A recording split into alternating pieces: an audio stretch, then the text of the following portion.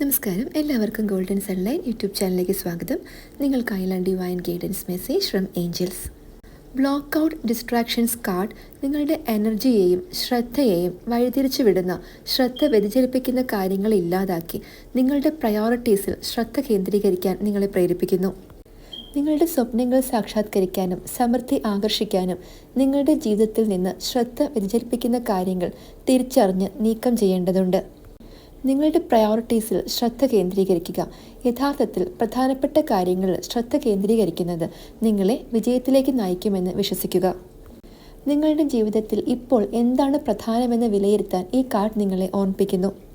നിങ്ങളുടെ ഉയർന്ന നന്മയ്ക്ക് സംഭാവന നൽകാത്ത കമ്മിറ്റ്മെൻറ്റ്സ് അല്ലെങ്കിൽ ആക്ടിവിറ്റീസ് നിരസിക്കുക.